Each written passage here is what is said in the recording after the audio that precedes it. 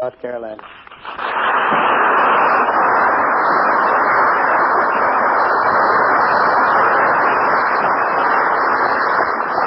name's Tom Brady, Jr. I'm an alcoholic. Saw a couple of guys I'd seen down at the Brazos conference back in November, and they asked me where the hen was. That's what I call my wife, the old hen. You got to know she calls me the turkey. I haven't had a drink since July 20th of 1965, and that is strong evidence of God's grace. Don't know if you've ever thought about grace. Grace is that powerful force that originates outside of our consciousness, which works constantly for our good. And I've begun to be a watcher for things that happen in my life every day for my good that I don't have anything to do with. You know, and the great spiritual teachers of all time have told us we should watch. We even belong to a program that speaks of being awake. I invite you to watch. It's quite an experience. This is an exciting place that we exist in, and God knows I almost missed it. I want you to know, too, I'm not from Greensboro, North Carolina. I'm from Dobson, North Carolina, which happens to be, in case you didn't know, the cultural capital of the universe. We have a beautiful courthouse, and the big cultural event of the year takes place along about in July. We begin today with the Dobson Philharmonic Orchestra, which consists of a harmonica player and a banjo player. And then we have the annual tractor pull. That's the big cultural event of the season. And we love it up there. Everybody's happy. It's quiet. It's a farming community. It's a beautiful place in the foothills of the Blue Ridge Mountains. And I love it. I have before me here a blue book that says Alcoholics Anonymous. Ain't that something? I wonder why they put it here. And you know, within that book is a prescription for recovery from alcoholism that is unparalleled in the history of mankind. It's a guaranteed system of recovery. It's a toolkit, this book is. And all we have to do if we want to be sober people is open up the kit of spiritual tools and pull out the tools, and don't do like so many of us do, as I'll tell you later, and try to use those tools according to your own directions. They also give directions in the toolkit. And there's a place in this book that says, rarely have we seen a person fail who has thoroughly followed our path. It's a guaranteed program of recovery, life, hope, happiness. And the book says in another place, one of my favorite lines, something about the God that I understand, that I'll talk something about tonight. It says, we are sure that God wants us to be happy and joyous and free. And it says somewhere else in this book that our real purpose is to fit ourselves to be of maximum service to God and those about us. How many of us, if we had known that when we got here, would have stayed? And it's through this program that I'm coming upon the meaning of my life. And it's only through this program that I've come upon the meaning of my life, and it's quite simple. I'm here to learn and to love and to serve. Those three things. And it is a gas. I'm having a ball. Now, I'm a Baptist as well as an alcoholic. I got to warn you about that. Okay? I used to say rather facetiously that I suffered from two incurable diseases, baptism and alcoholism. And by the grace of God, I was recovering from both. So I may preach to you a little bit tonight, and I'm making no apologies for it. I've come to the point where I'm a lot like old Popeye. I am what I am, and that's all that I am. And that's a good place to be, because that means no phony, no bullshit. Just be Tom. And I kind of like Tom now. And I used to hate him. And that's quite a change. But I got to tell you Jesus' story being a Baptist, okay? Since Jesus came back to earth, and he had a longing to see his earthly father. And he's walking down the streets, and he sees this little man, and this little man's obviously looking for somebody too. And he said, tell me, who are you looking for? He said, I'm looking for my father. He said, he wasn't my real father. He's kind of like my earthly father, but he took care of me while I was down here. And the little man said, that's funny. He said, I'm looking for my son. He said, he wasn't exactly my son. He was more like, my earthly son, and I took care of him for a while. And Jesus looked at the man, and he said, well, he was a carpenter. And the little man says, I'm a carpenter too. And Jesus getting more excited and said, well, his name was Joseph. And the little man said, my name is Joseph. And Jesus reached out for him and said, Father. And the little man reached out and said, Pinocchio.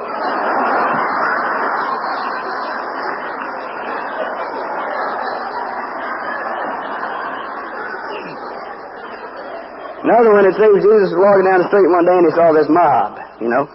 He ran up there to see what was going on, and they were all gathered around this poor guy, and they had him tied to a post in the middle of the circle, and they was getting ready to stone him. And Jesus ran in there and said, "Stop! Let anyone who's without sin cast the first stone." And this sweet-looking little old lady came through there and picked up a big rock and hit that sucker side of the head. And Jesus said, "Mama, what'd you do that for?"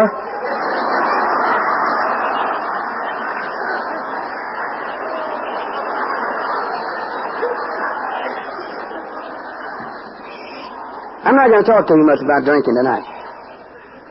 Come to the point in my sobriety where I think that drinking is really a symptom of alcoholism. Maybe one of the smallest symptoms of alcoholism. And I think that we spend too much time talking about drinking, and I think a lot of alcoholics don't get sober because they can't match drinking patterns with some of us. You know, we're all different. We're individual. We're unique. Every one of us. And yet we're the same. I can go down to your local Skid Row, and it wouldn't take me long to find it. I had a propensity for finding places like that.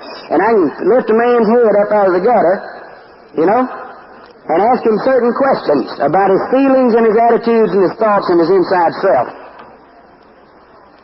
And I can go out to the biggest mansion in this town, and an alcoholic housewife sitting in there, and ask her the same questions. And guess what? If she's an alcoholic, she'll give the same answers. Alcoholism to me has very little to do with age and sex and race and creed and religion and social standing, the amount of money you have, how much education you have. Alcoholism is alcoholism like a rose is a rose. And no matter how different we are on the outside, inside, our alcoholism is the same. Mine is yours and yours is mine. That's the reason one simple 12-step program works for all of us. That's the reason the book says that we're people who normally would not mix. But we have a common problem to which we found a common solution. And one of the biggest lies I told myself for so many years was, I'm different. I'm not like that. I'd hear a speaker, and I'd pick out the things that I hadn't done, and then I could say, well, I haven't done those things, therefore I'm not an alcoholic.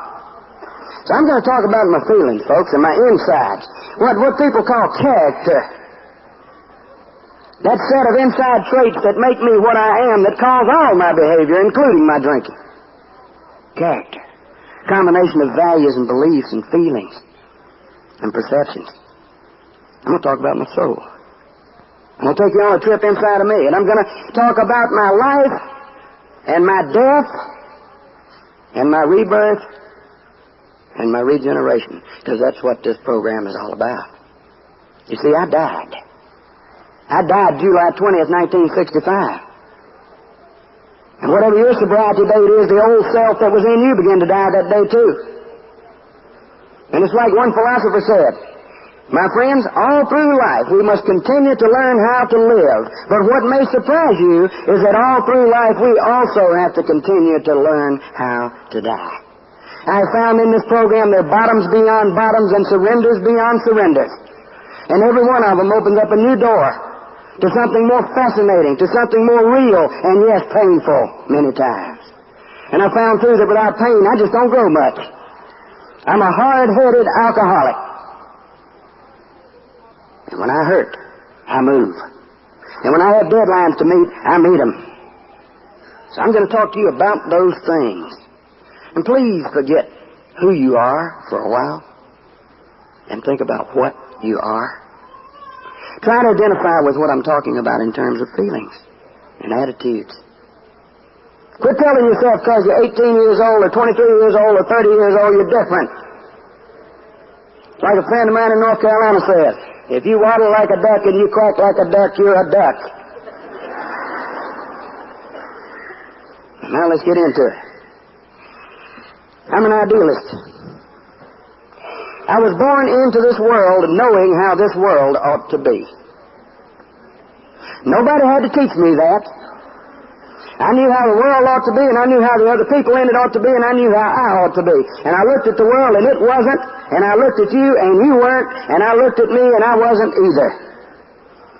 I spent 30 years of my life trying so hard to be what I thought I ought to be, I didn't have time to be. I had images built for me from childhood days. I was raised in a time when little boys were little men. They were even called little men. And I was told, Tommy, little men aren't afraid, and little men don't cry, and little men don't do bad things. I had some problems with that. And when I feel fear and they say, Tommy, are you afraid? I'd say, no. And when I was crying, are you crying? No. And did you do that? No. I started lying shortly after I started talking. That's what I'm getting at. Okay? Seemed like the thing to do. To live up to that image that I had for myself and that other people who were important to me had for me. That's what you do, I thought. And I'm a perfectionist. Not was, folks. Am. Always was, always will be. I'm one of those people who likes to have everything just right, just the way it's supposed to be at any given time. And I meet alcoholics who think they're not perfectionists. I could prove that you are. I could hang a picture on the wall over there crooked and time you alcoholics on my watch. And you'd have to go straighten up that picture. And then somebody would say it's high on the left, somebody would say, no, it ain't, it's high on the right. And then the Al-Anons would get into it. Okay?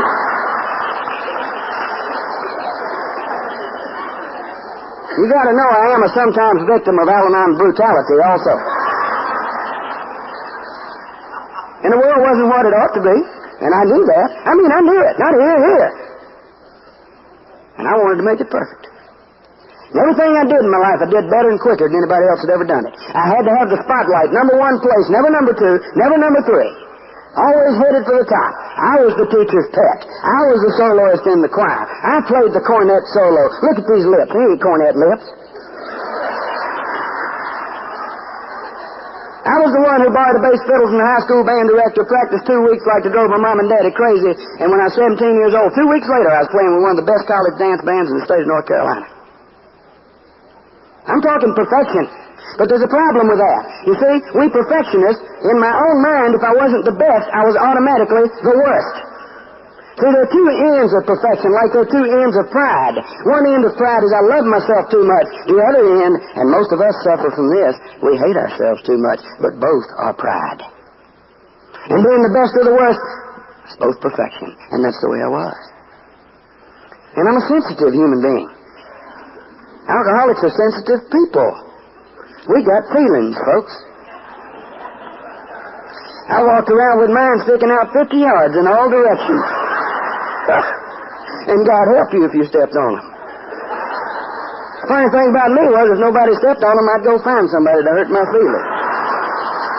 Seemed like I felt I deserved get my feelings hurt, you know? I'd cry at the drop of a pin. You know, I can see a pretty flower, a picture, or hear a piece of music, and I cry like a baby. Break out in chill bumps all over. I couldn't stand praise, and I couldn't stand criticism. If you praised me, you didn't praise me enough. If you criticized me, you had gone too far.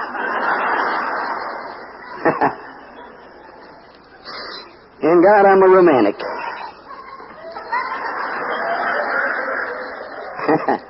I loved atmosphere, music.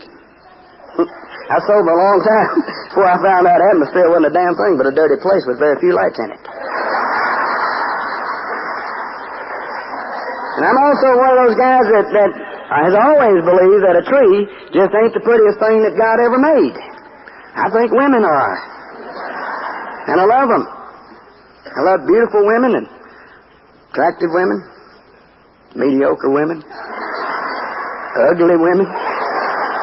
I have woke up with women who look like they'd been dead a year.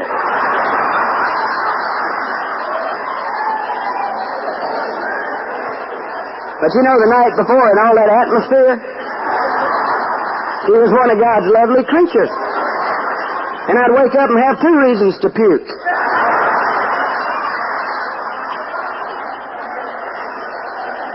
And I was always dreaming. Always dreaming. Every drunk's got a piece of music. Every one of us got a piece of music. Old sad blues, country and western. Going down to the river, gonna jump in the river and drown. Yeah. You ought to heard mine. My piece of music was a thing by the 4 Freshmen. Saddest damn song you ever heard. Called Their Hearts Were Full of Spring. You want to hear it? I'll give you a little bit of it. This is a drunk song par excellence, okay? There's a story told of a very special boy and the girl who wore his ring. Through the wintry snows their love remained still warm, for their hearts were full of spring. Ain't that pretty? But that ain't the worst part. The chorus was a killer.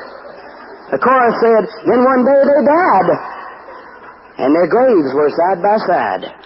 On a hill where robins sing. And they say violets grow there the whole year round, for their hearts were full of spring.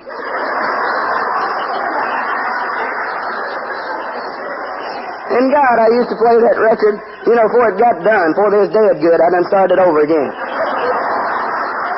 I was 9 years sober, and I found that record, and I pulled it out and started to listen to it, and my wife liked to went into hysterics. Don't play it, don't play it.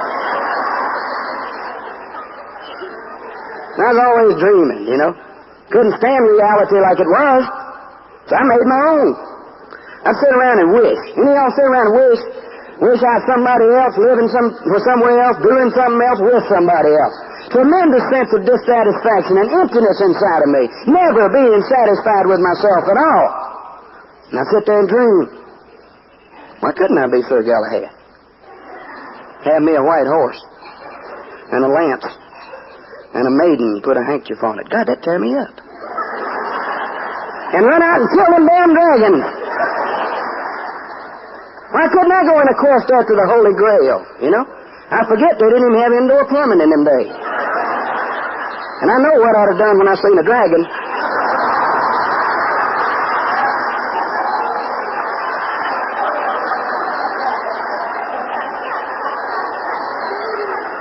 Then there's one time I found out through research.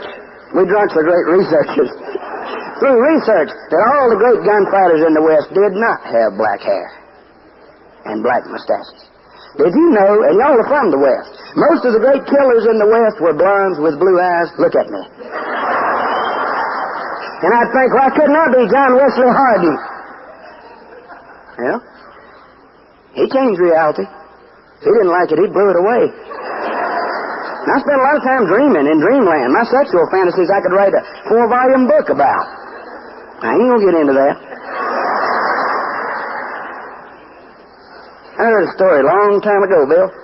Old Jacko told a story about dreaming. I've always loved it. There were 2 winos under a bridge, and said they shook too. Now he said winos don't wake up, they shake too. And these 2 winos shook too, and one of them said to the other, man, I had the best dream I ever had in my life last night. And he said, well, what did you dream? He said, I dreamed my mama called me home and gave me $25 and told me to go spend the whole day at Disneyland. He said, did you go? I said, yeah. Had a good time. So I rode all the rides and saw all the dancing girls, Mickey Mouse, Donald Duck, Goofy. Had a wonderful time. The other old drunk punched him and said, that ain't nothing. I had a better dream than that. He said, oh, yes, sir, what'd you dream? He said, man, I dreamed I had me a luxury apartment, 2 cases of Jack Daniels. They'd come and knock on my door, and it opened, the most beautiful blonde and redhead you ever saw in your life came through the door and started taking their clothes off. And the other old drunk was caught up in the story. He said, why didn't you call me? He said, I did, but your mama said you was at Disneyland.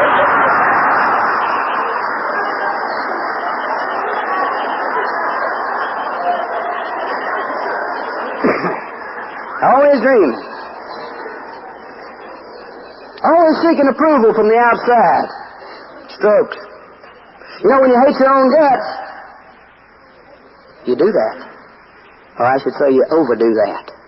Now, I'm an idealist living in a non-ideal world, a perfectionist living in imperfection, a very sensitive human being, a romantic, and the world is not a dreamland. And my overriding feeling from the time I was a little boy, I can put a 4-letter word on: fear. From my earliest memories, I was afraid. I read a book by a psychologist once, and he listed 206 different fears. You better believe I'd had them all.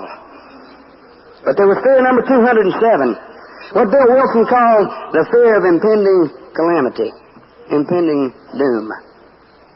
And with me it went like this: oh my God, I don't know what's going to happen to me, and I don't know who's going to do it and where it's going to happen and why or when, but something's going to happen to me and it's going to be bad. The shrinks call that free-floating anxiety. Mine didn't float. I like what the teenagers call it. They say, man, look at him, he's wired. And I want you to know I had a lot to be afraid about, too. I was the ugliest baby you ever saw. My own mama told me that. She said, son, you're so ugly, I didn't take you out of the house for 6 weeks you was on earth.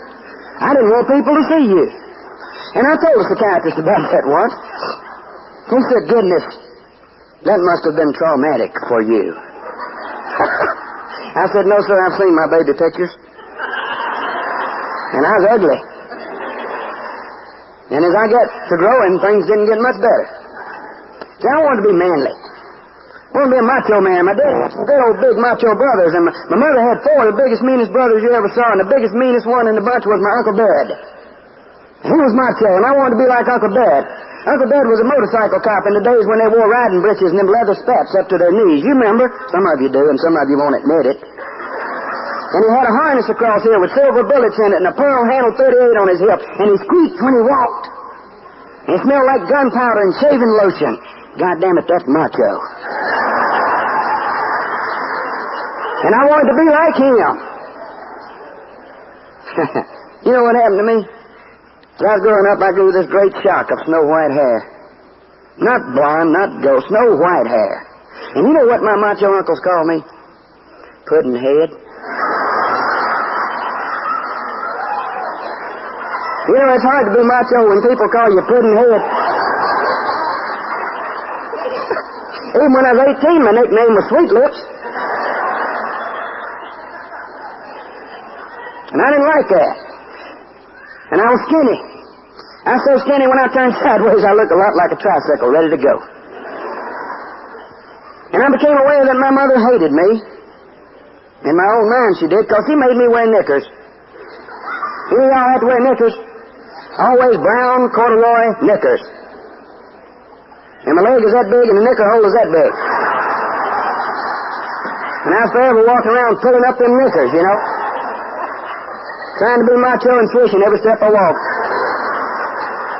And I'd hide them and throw them away, and there's another man in that town, that little mill town where I was born, hated me, named Steinberg. He ran the only department store. And him and my mama had a plot against me, and he kept a supply of brown corduroy knickers. And when I'd lose a pair of them, there's always another one to take their place. I didn't wear long pants, folks, till I was 14 years old. It was either short pants or knickers. Okay? Now, you think that's enough? Skinny, puddin' head. That ain't all. I had freckles. I had freckles from the top of my head to the soles of my feet. I had freckles where people ain't supposed to have freckles. And I hated them. And when I looked at me, I saw something that was ugly. I didn't like me, and I'm going to tell you a secret. If you look at yourself and you see something ugly, that's what you are. If you look at the world and you see it as ugly, that's what it is. If you look at people and see them as enemies, that's what they are. Have you ever stopped to realize that each of us has the power to create our own reality by the way that we look at it? Have you ever stopped to realize that we behave in terms of the way that we see things, not the way things really are? If I want this to be a good world, I got to see a good world when I look at it. But I didn't know that then. I didn't like me. I was ugly. And I used to figure to myself, boy, if I can ever get rid of these freckles, that's the thing. They're outstandingly ugly.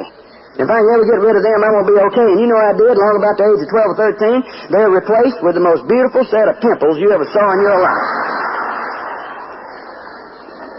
Now, I just didn't have pimples, folks. I had cysts. You know, other kids had acne. Guess what mine was? The doctor called it acne vulgaris. That means ugly. He confirmed my suspicions. And I hated those pimples. He used to take my daddy's razor. I shaved off the side of my face. And Mom and Daddy, being old-fashioned, said, son, if you do certain things, you're going to have pimples on your face.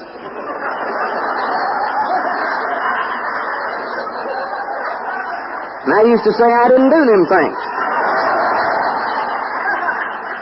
The hell I didn't.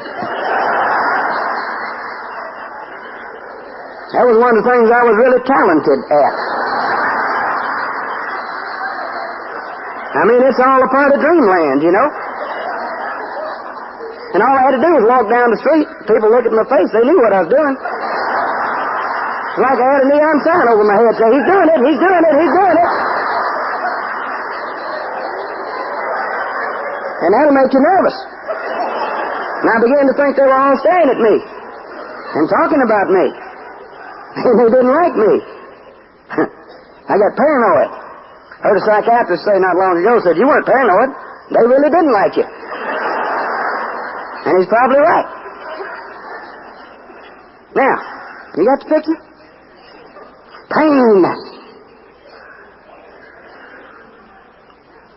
Pain based on frustration, despair, emptiness. I'm 15 years old. And I'm off on a high school singing trip with some older, more experienced men. 17, 18 years old. And we're in a hotel room. And they called the cab driver and gave him $7.50 and sent him out. And he came back with a bottle full of brown fluid. And the label said, Cream of Kentucky. And I said to the wisest of these older men, his name was Egghead Baker. People think I'm lying. That's the truth. That was his name, Egghead Baker. I said, Egghead, what do we do with that stuff? He said, Tommy, you drink a glass of it fast as you can, and you drink a glass of water fast as you can. You keep on doing that, you're going to feel good. I got to tell you, I went in front of the bathroom mirror and watched myself take my first drink. I'll never forget it. And Egghead Baker lied to me. All of a sudden, I was who I wanted to be, where I wanted to be, doing what I wanted to be doing, and the people around me were just fine, thank you. The emptiness was gone. Everything was mellow. It felt good. That brown fluid did for me what I'd heard in the Baptist church God was supposed to do. Think about that. And right away, it assumed a value to me that you wouldn't believe. And these older, more experienced men passed out. I didn't. When they were passed out, I called the cab driver. I gave him a $7.50, and I got me a pint of Cream of Kentucky. And right away, my mind got locked up on this magic fluid. This stuff that did for me what nothing else had ever done. If you don't understand the value of alcohol to an alcoholic, you'll never understand alcoholism. Tremendously valuable stuff to me. It took precedence over everything in my life. I was willing to give up my self-respect, my freedom, my family, my home, anything, for that effect that it produced. And you know what effect it produced? The one Dr. Silkworth talks about, men and women drink essentially because they like the effect produced by alcohol, he said. You know, there's an English poet named A.E. Housman. Don't know if any of you read any of his work, but he had to be a drunk. Because he wrote the following poem. Let me share it with you. I didn't even plan to do this. Listen. It goes, Ale, man, ale's the stuff to drink, for fellows whom it hurts to think. Look into the pewter pot and see the world as the world is not. In faith, 'tis present till 'tis past. The mischief is, it will not last. Oh, I have been to Ludlow Fair and left my necktie God knows where, and carried to my home or near pints and quarts of Ludlow beer.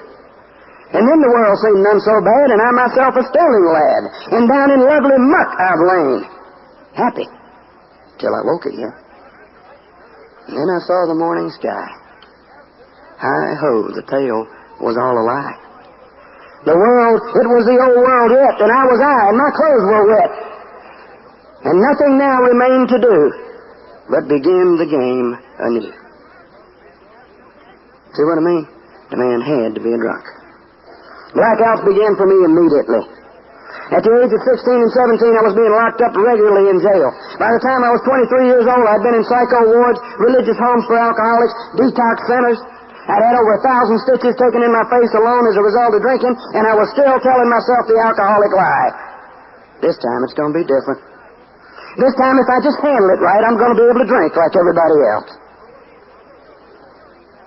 I was not willing to give up the thing that was most valuable to me in my life. When I was in the psycho ward, by the way, I wasn't diagnosed as alcoholic. I was diagnosed as manic depressive. I took over that psycho ward. I excelled at being crazy. I went right for the top of the heap. Being an alcoholic, which being translated means being a con man, in 2 weeks the psychiatrist was telling me his troubles. And I loved it there. I was the center of attention. All you had to do was look a little funny. That nurse would grab that needle and come pop you one. And then you could float around for a while. And you had control, see? Because you get in there and shave, and there's a guy sitting on the stool watching you. And I used to love to move that razor a little quick and watch that sucker jump. That's real control. And control is one of my problems as an alcoholic. I want to control everything and everybody so I won't be hurt. And I was sick with control. And I used it. And I used people. And I used things. And I used situations and circumstances. I set the stage. I went to my first AA meeting when I was 23. And was up in Raleigh, North Carolina. There's an old boy that was at that meeting. Took him 5 years to get up the nerve to tell me something. He said, I remember your first meeting. He said, I took one look at you and immediately punched the guy next to me and said, he ain't just an alcoholic. He's crazy as hell.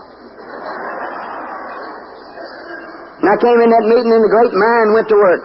Okay? And by the way, I'm a memory verse expert in the Baptist Church in the Royal Ambassadors for Christ. See? And there was a plaque over here that had 12 steps and one over here had 12 traditions. Blue book sitting in front of the man up front that everybody was paying attention to. And I said, well, all you got to do is memorize those 12 steps and those 12 traditions, memorize what's in that book. And they'll put you up front and they'll listen to you. Why, you ought to be president of this outfit in 6 months. I'd always done everything that way, right to the top, to gain that control. And so I tried it on the way. I can quote great portions of this book to you. Difference is I don't have to anymore. But I'll tell you something, if you're ever in a discussion meeting with me, don't misquote it.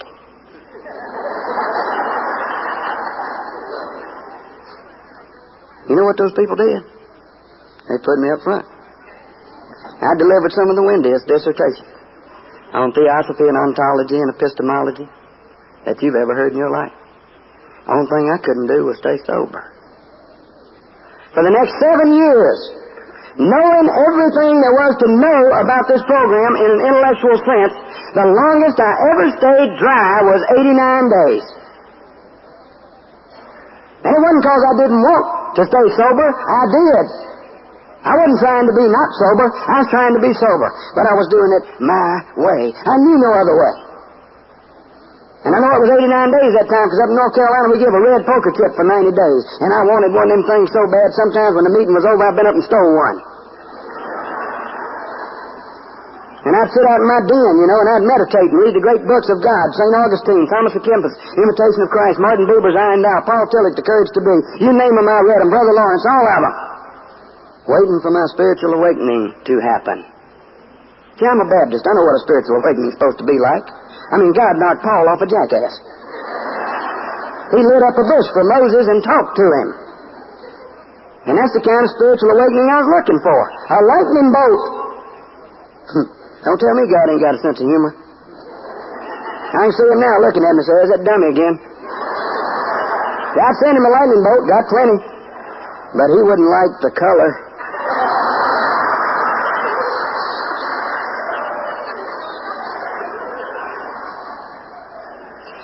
I used to go to an AA group up in Burlington that was so traditional, everybody had a seat. You ever been to a group that traditional? You don't sit in nobody's seat. That's the way this group was. You go up there next Sunday night, they'll be sitting in them seats. Barney will be leaned up against the wall. And Jim S. on the second row, second chair. Fourth row, fourth chair is an empty seat. That's Martha's. She's been dead 12 years. And Freeman used to be there. And over on the right-hand side, second row, second chair from the wall, sat the meanest man that God ever made. His name was Bill C. And I called him Grumpy. And I hated his guts. You know why? He always told me the truth. You ever run in one of them old-timers with x-ray vision? I'd walk in the meeting, and Grumpy would say, how you doing, boy? Always call me boy, and pointed his finger at me. How you doing, boy? I'd say, fine. He'd say, bullshit. And these old-timers sit around and dream up these secular sayings to lay on you, you know. I hate them. Used to. Like them now. He'd say them secular sayings to me, like, boy, you don't think your way into good living, you live your way into good thinking. I think, shut up. I'm smarter than you are. And the one that always used to really get me was, boy, how come you always run around looking for God? He ain't lost.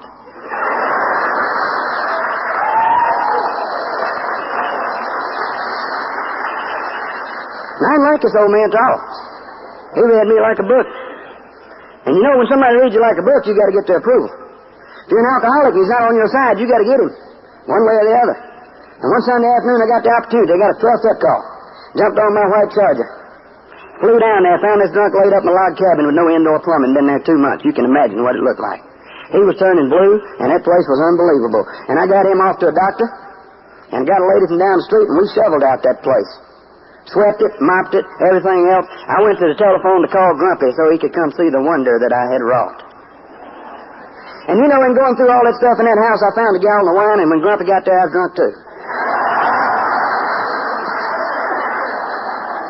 He was not at all impressed. Now, in a way, this talk is for Grumpy. Okay? His name was Bill Crumpler. He died last month. And I went to his funeral.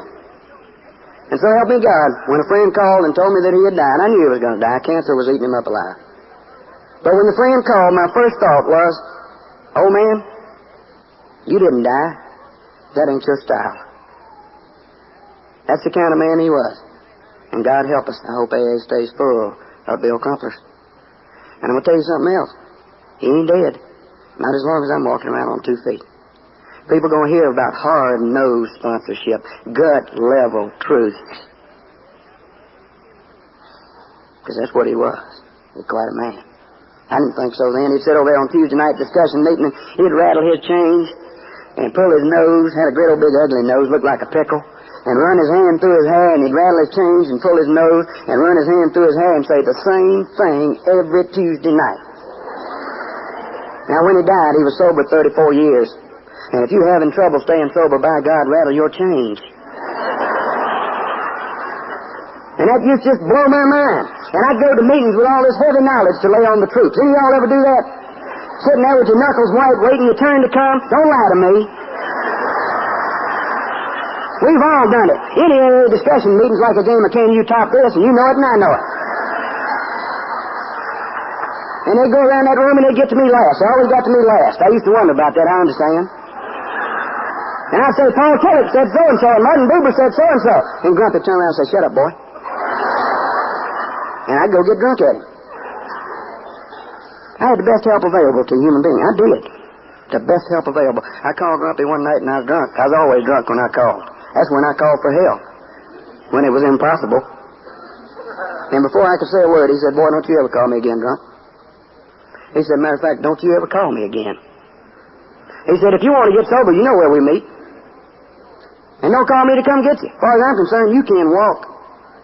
And he said, "Frankly, Tom, I don't give a damn if you ever get sober or not." That hurt my feelings.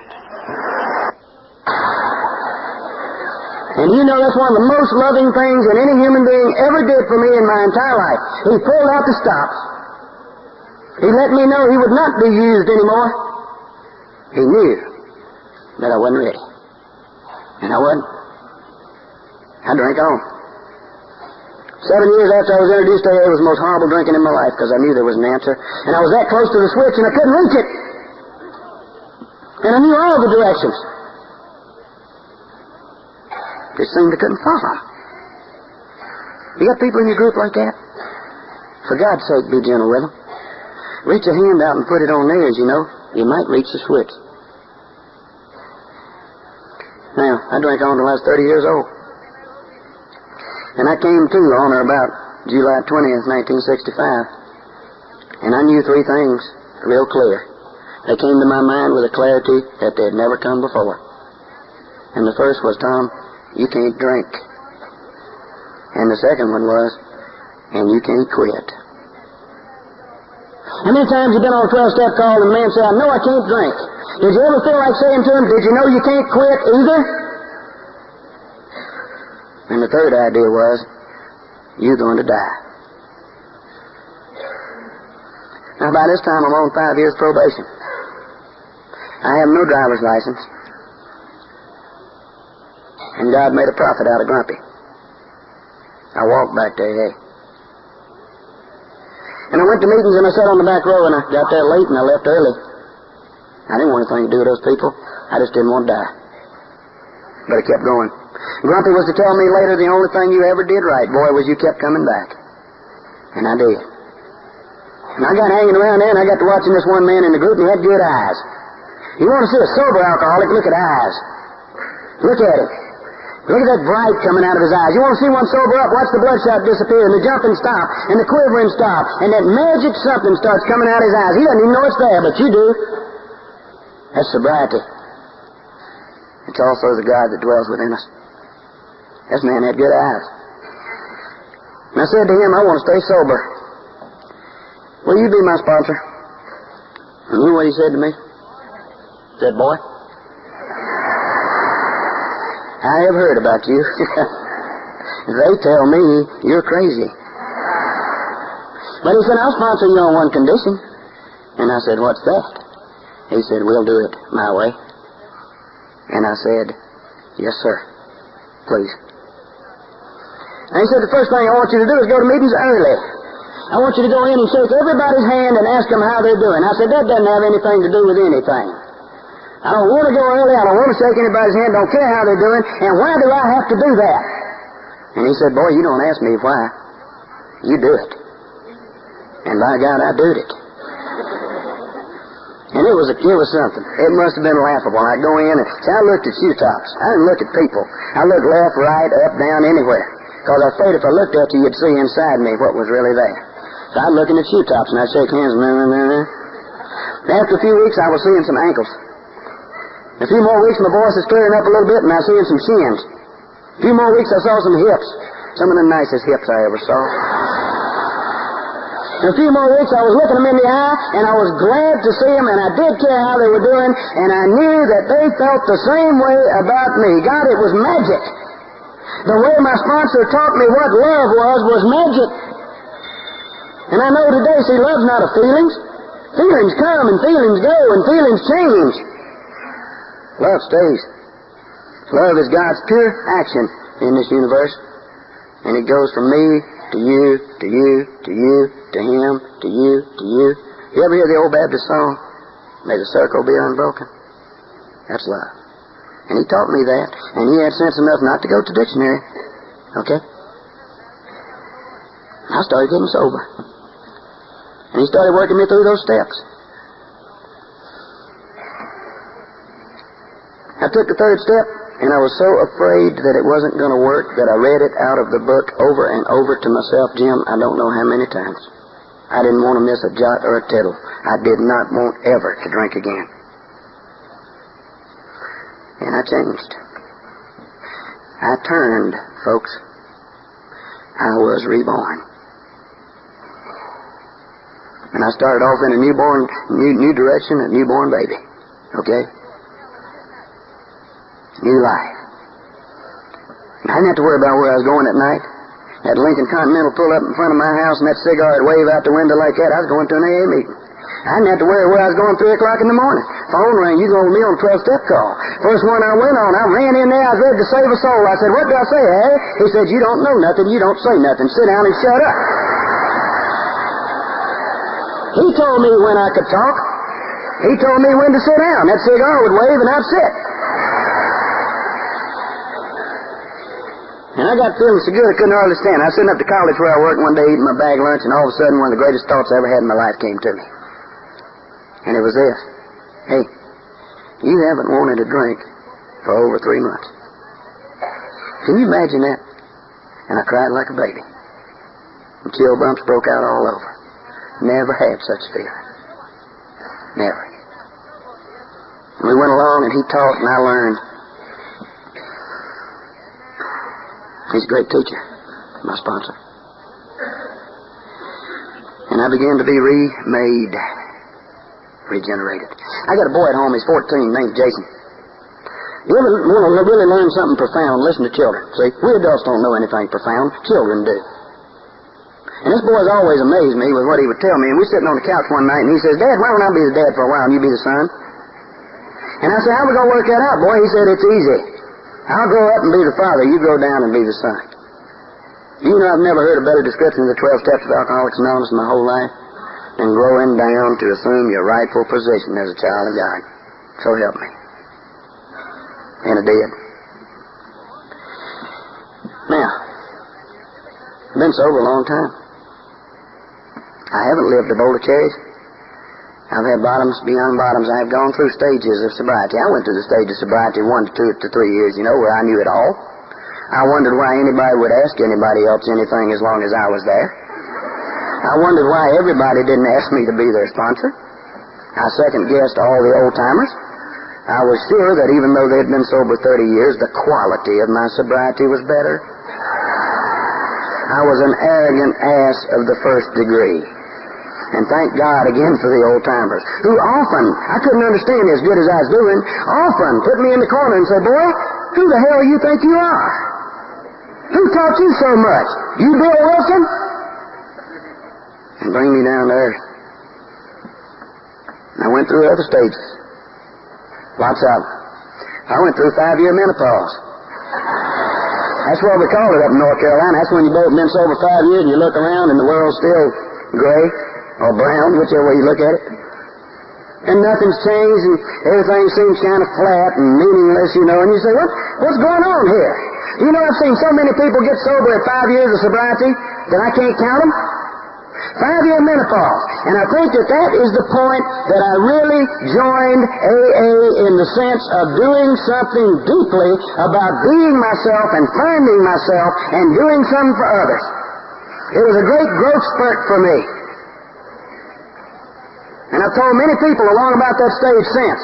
When they come in and they got that feeling, that flat feeling, despair, you know, they're not going anywhere. Nothing good is happening to them. Why don't you join AA? And they look at me funny. See, there's something about we alcoholics that we got to know, and I'm using the word we. We don't know how to eat Oreos. Did you know that? Alcoholics goes right for that creamy center. We pull the wafers apart and go right for that creamy center. You know? Shrinks call it delay of gratification. I call it we don't know how to eat Oreos. You know, we get sober on Tuesday. We expect the wife to turn into Lana Turner by Thursday, and God to pull up with the goodie truck by Friday. And to be a deacon the next Sunday. We're funny people, you know that? We are strange.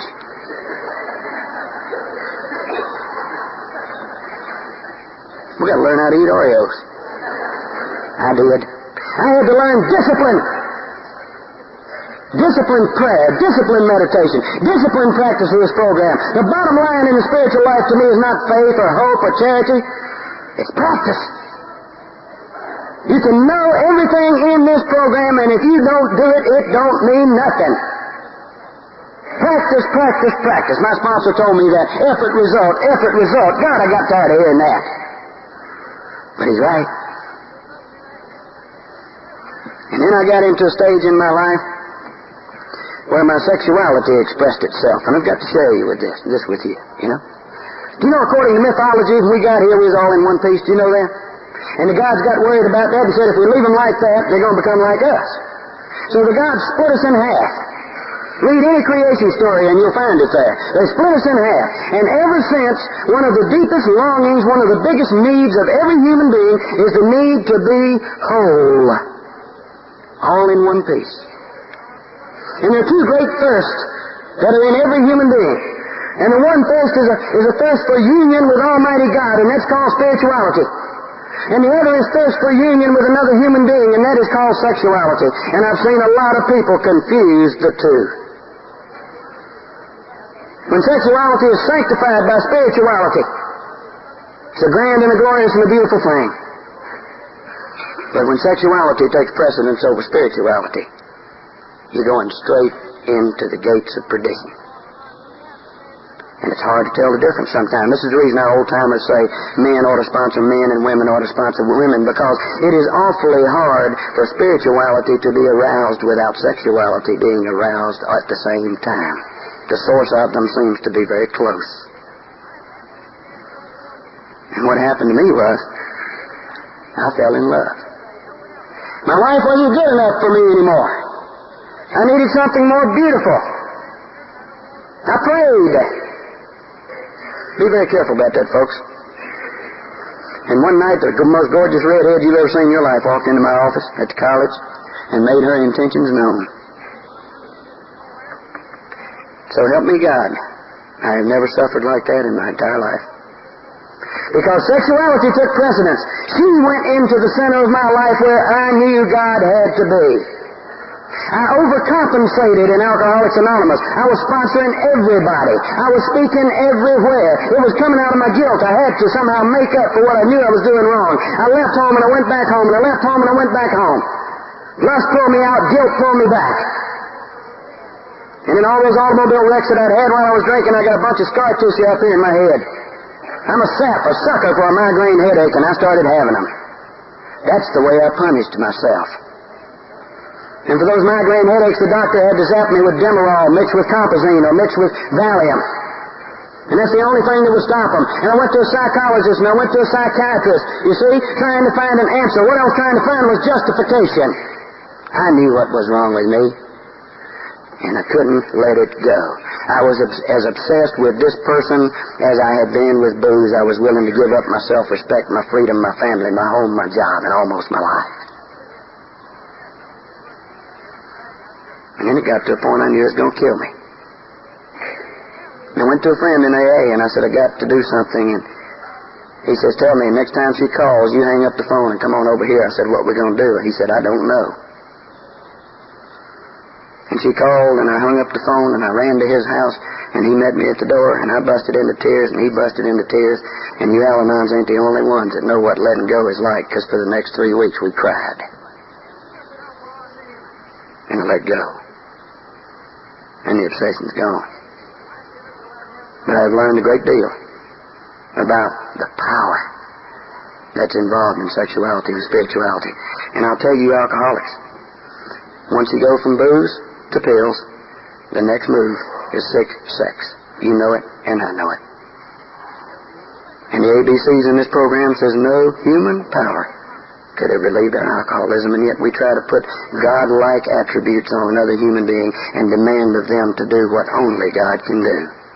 And when they can't cut it, we pass them off and go to another one. And we've gotten our thirst for union with God mixed up with another thirst. And I lived through that. And I learned from that. Now, I'm not ugly anymore. I'm not insane. And I don't hate my guts.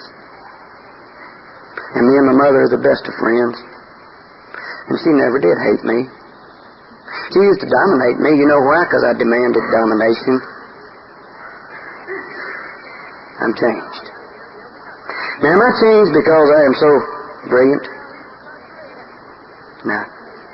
Because I'm so good? No, because I'm not.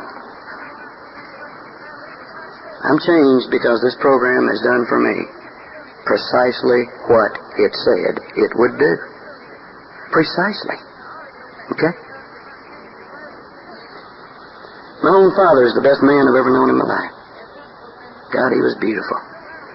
A quiet, gentle, loving, kind man. Really good one, Jim. My daddy would come down to my house. Every kid in the neighborhood and every dog in the neighborhood would be there in 5 minutes. They loved him. And I loved him. And he adored me. And when I was 18 years old, he was taking me down to the bus to leave for the Air Force so I wouldn't have to go to jail. And while he was telling me how much he loved me, he had his hand firmly planted on my butt, pushing me up the steps of that bus. I was about to drive him crazy. And a few years ago, I had the opportunity to be with him as he died over about a 6-week period. And I learned about strength. And I learned about faith. In the morning before he died, he rolled over. He says, am I going to die? I said, yes, sir. Does that frighten you? This man's not an alcoholic, folks. He said, yeah, it frightens me. But I figure when you get frightened, all you have to do is just turn the fear over to God and go on about your business. And then he said something that I'll never forget. He said, Tommy, I love you. You are one of the finest men I have ever known. Quite a change. Quite a change. And people wonder why I'm enthusiastic about this program. And why I love it so much. How could I feel otherwise? You see, I have a purpose in my life. There's meaning in my life. I think often of Robert Frost's line of poetry, because it fits me now. But I have promises to keep and miles to go before I sleep. miles to go before I sleep. And I have a love affair going with my family. And I have a love affair going with God. And I have a love affair going with life. And I have a love affair going with you all. I really do. I'm not just saying that. I don't believe in just saying love. There's a boy up in North Carolina named James Taylor, writes music. Any of you familiar with him? He often writes songs that have double meanings. And I can describe my love affairs with a song of his which might surprise you. It means an awful lot to me. And it goes this way. I needed the shelter of someone's arms, and there you were. I needed someone to understand my ups and downs, and there you were, with sweet love and devotion, deeply touching my emotions. I gotta stop, and thank you, baby. I just gotta stop, and thank you. Yes, I do. How sweet it is to be loved by you. I close my eyes at night wondering where would I be without you in my life. Everything I did was such a bore. Everywhere I went, it seemed I'd been there before. But you brighten up for me all of my days with love so sweet in so many ways. I gotta stop and thank you, baby. I just gotta stop and thank you. How sweet it is to be loved by you. And this, it really is. I'm a twice-born man. I'm the son of the most powerful, loving force in this universe. And all I have to do is let God be God and me be me. And I am certain that I will be happy and joyous and free. I don't think that. I'm certain of it. Thank you.